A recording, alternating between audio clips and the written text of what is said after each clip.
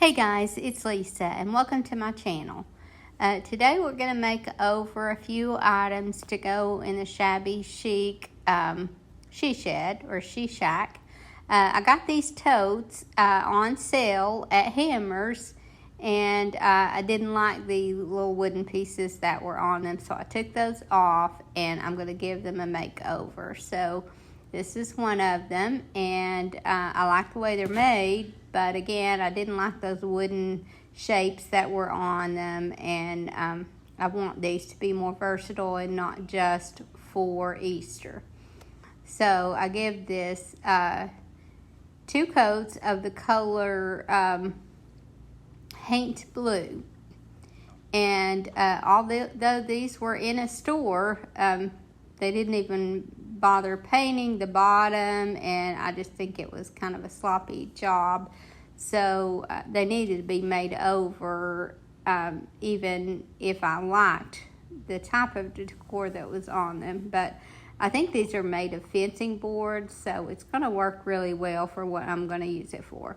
So again, 2 coats of the color Paint Blue, and then I let that dry well, and then I use my orbital sander and give it a heavy distress. I think I only paid about $7 for these. The original price was $24.95, and then they had 75% off that day. So I think that I'll be able to price these to sell. I think I have 4 of these just like this that I'll be making over at some point. But this is the first one that I've done so far, and I've had these for probably a year without doing anything to them. So my husband said, I really wish you would do something to those boxes. So he was right, it needed to be done. So I think I'm going to start working on some of my fall projects, and right now, for the most part, I'll still be doing just regular thrift flip videos. But I'm going to start adding a little piece of fall decor here and there. And I think that for my next video, I'm going to start out with some bowl fillers for the fall season that you can put in dough bowls or things like that. I know it's very early for most people, but for me, I have to do, especially items like that where I need to do several of, I need to get them done ahead of time so that I can get everything prepped and get plenty made up ahead and packaged and ready to go. So if you have a booth or a store, you know that you have to think ahead on these things, and it's kind of creeping up on us, so I need to start getting that. So I may as well videotape it, and again, I'm going to still stick with mostly the thrift flips for now, but I am going to be adding those videos in here and there, and maybe just add one in on some of my other videos. Now, I thought seriously about doing maybe some Christmas in July, but I just can't get there in my head right now, so I don't think that I'm going to be doing anything related to Christmas for July. Most of the changes that we've been making in the store, if you've watched me long, you know that we've made over several areas in the store, and most of those are finished. Now I just need to make sure that I have everything stocked well. And because I've been so busy with that, I haven't gotten as many of my videos out, so hopefully I'll be able to put more out again. So now that I have this painted with 2 coats, and as you can see some of the wording a little bit through here, but I'm not real worried about that because, again, I'm going to be doing some heavy distressing on it. I'm going to be doing some decoupage. These are just a napkin that I separated the layers on, and now the printed layer, I am decoupaging parts of it that I tore out from that napkin. So a lot of this will be covered up with either the decoupage, or I'm also going to be adding some stenciling. Now I could have added a transfer to this, but when I can make a napkin work, and it will work very well on this, I just use napkins because you have a lot less money in it when you can use a napkin. And for this one, I was able to finish the whole project without using even half of one napkin. So again, it's very economical. And napkins decoupage really well. The only issue that I have with them is if you've done it, you know that they are very fragile. So you have to be very light-handed when you're doing these. And I'm going to add this napkin in the description because I really like the soft look and colors of these roses. And I really like how the colors of these roses go with this paint blue, because this blue is just a very, very soft, subtle blue. So just kind of randomly place these roses on the box, on the front and the back, and even a little on the sides. And when you pair these roses from the napkins with a French country style stencil, it's just a really pretty combination, I think. And to apply these stencils, I've let this dry first, and then when I apply these, I use a makeup brush. And these makeup brushes, you can order them from Amazon, or even the Dollar Tree carries them now. So I just like to use my Stays On ink and stencil with it instead of paint. Now you can definitely use paint here, but I find that stenciling with the ink and these brushes gives you a lot cleaner, neater finish.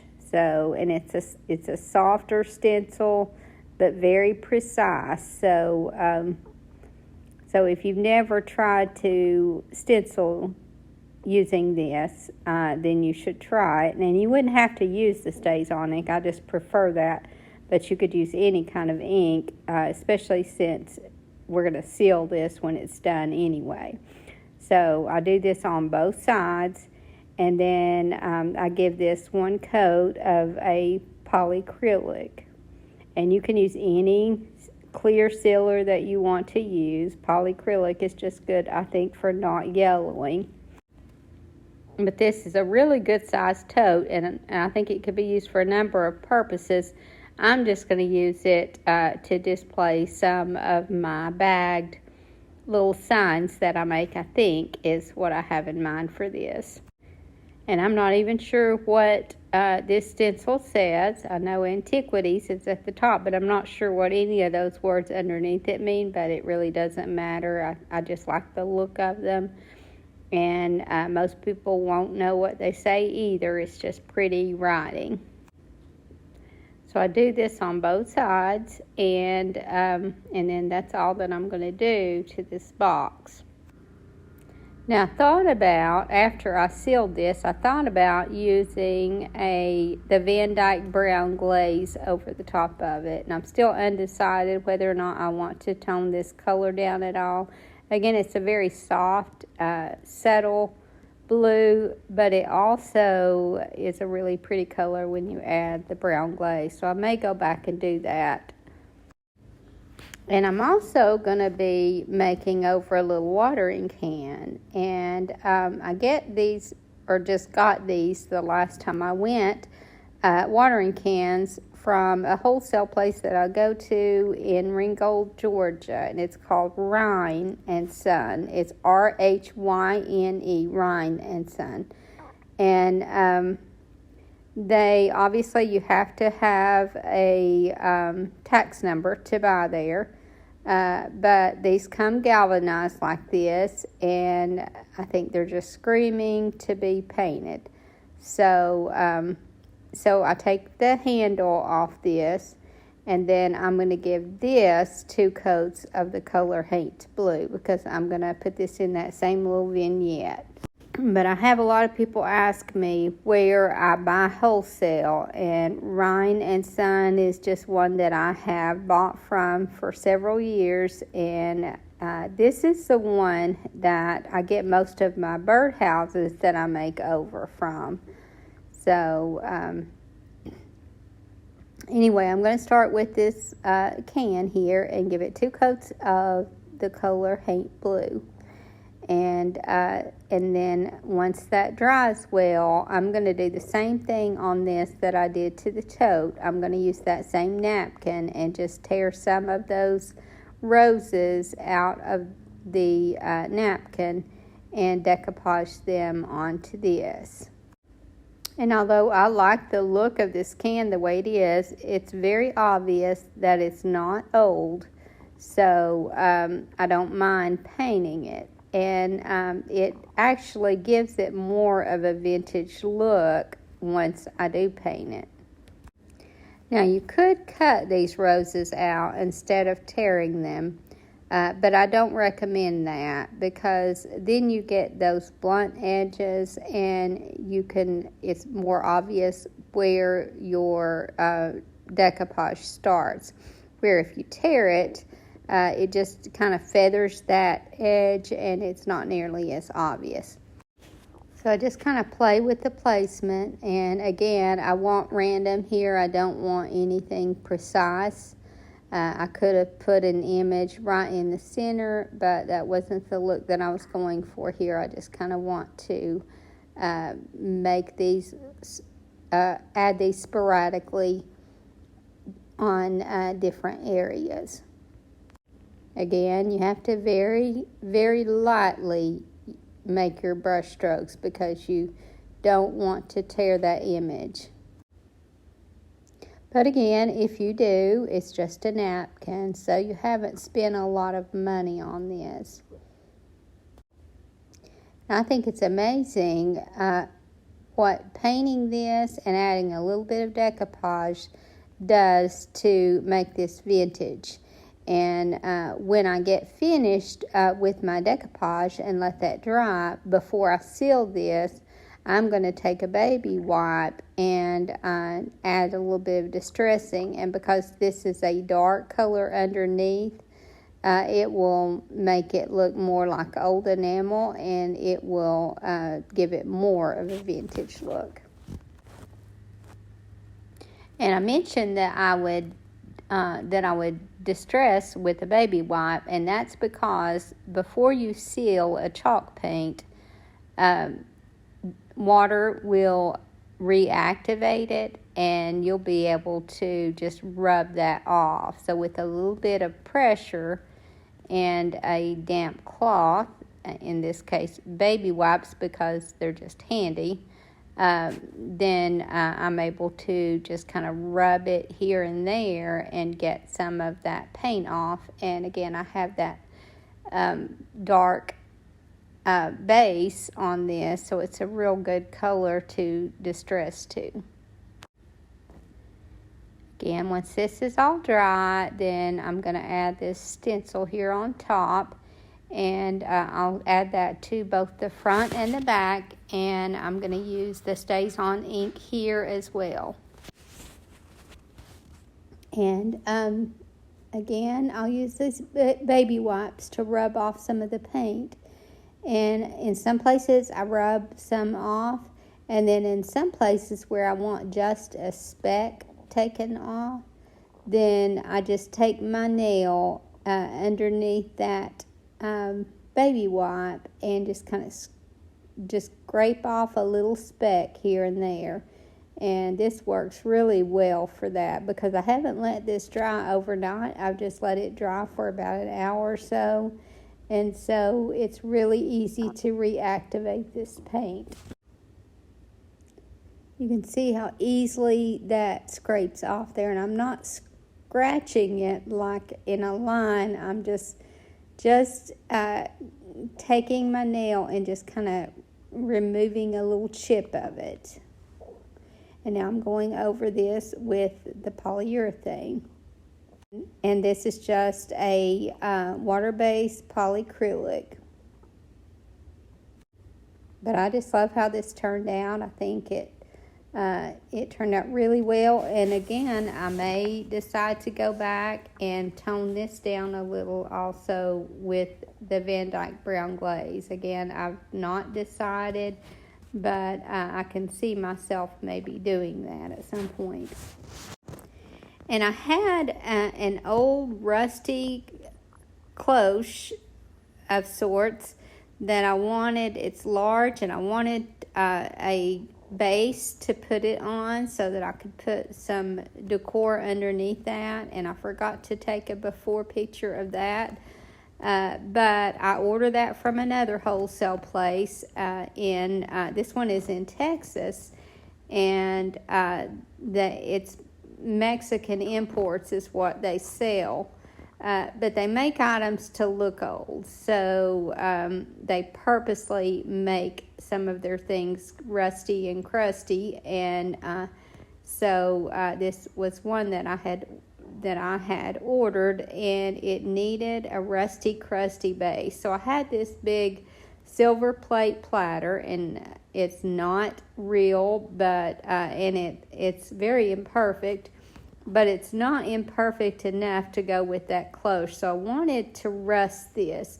So right now I'm cleaning it with alcohol to remove anything that might keep it from turning. But I'm going to use the patina spray from Dixie Belle. And instead of painting on this first, I'm just going to spray the green Dixie Belle patina spray on this, and I was hoping to get a little green, but I really didn't get any green. I just got rust, so that's fine because I want this to go better with my cloche, and so it worked out. But again, I didn't get green at all. And I also wanted a riser in that cloche, and just to raise my decor up some. So I am using the iron colored patina paint from Dixie Belle here, and I'm painting this book in that iron finish.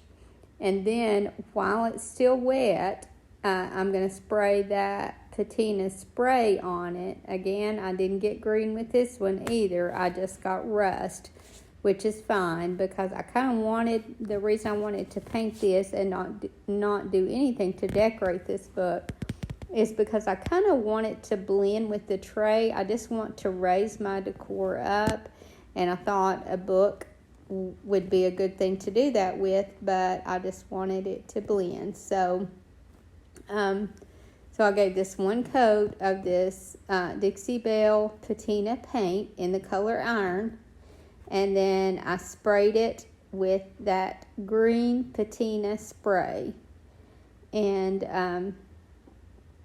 then that's all that I did to this one. I didn't seal it or anything because, again, I just wanted it to look rusty. And then I just took this floral foam that I took out of an old arrangement, and I'm just going to put this nest on top of it. And this is just one that I formed with some Spanish moss, and I didn't even put any glue in this, but I'm going to glue this to this floral foam, and then put that twig in the back for some height and add a little bit of greenery, and then I will cover the sides of this with some more of that Spanish moss, and then put that on the book to decorate the inside of that tray. And here I put a small wreath around that. I wanted it to have just a little bit of decor inside it. Some would call this a cloche of sorts, but it actually goes over a flower pot for a plant to grow on. But again, it's, for the most part, when I sell these, they are bought to use as a cloche. And you can see there how rusty and crusty both the tray and the book are. So it just kind of all blends together. And then I made over some little buckets that I got from the Dollar Tree, and I forgot to show the before image, but I'm sure you guys have seen these at the Dollar Tree. And it's already got 2 coats of the color buttercream. And I don't know why my film here on this, when I'm doing this bucket, is blurry, but I don't know if there was something on the lens or was out of focus or what, but we're just going to go with it. And again, I've painted this 2 coats of the color buttercream, and now I'm just taking a permanent marker and I'm going all the way around the top and all the way around the bottom and on both handles. And I don't worry about full coverage here, because what I'm trying to mimic here is an old enamel bucket. And so a lot of times it's kind of worn, and so it doesn't have to be perfect. It actually looks more realistic if it isn't perfect. And so again, I'm going over the handles and all the way around the top, all the way around the bottom. And then I take that marker and I just make little short nicks out of it, and just kind of use that marker for that, because I'm going to be sealing this when I'm finished with the polyacrylic spray. And so this will seal this permanent marker in, and it'll look just like paint. And I actually did several of these buckets and did some different types of decor on the front of them. But this one, I'm just going to put that same stencil that I put on the watering can, and just kind of keep this one very simple. But it really made a big difference and made this look like a little enamel bucket. Now, if you pick this up, you'll know that it isn't enamel, because these are very lightweight buckets. But the look that it gives it is just really makes a big difference. Now here I've already went around the top and the bottom and the handles, and I'm putting those little nicks here and there. And that's just a very easy way to distress when I'm not able to wet distress this the way I did the last piece, because it would have that shiny metal underneath, and that wouldn't be a good look for distress. So in this case, I had to just fake it. And then here I'm stenciling this on with some Stays On ink and a makeup brush. And I think it made such a difference in these little cans. So here is one of them, and you can see there in the tray that I put a rose transfer on one also. And as I'm looking at this vignette, while I'm voicing over, I've decided that I am definitely going to add that brown glaze to these pieces, because I think it'll make it go much better with this vignette. I hope you guys enjoyed this video, and I hope to see you in the next. Thank you so much for watching. Have a great evening, and God bless you and your family.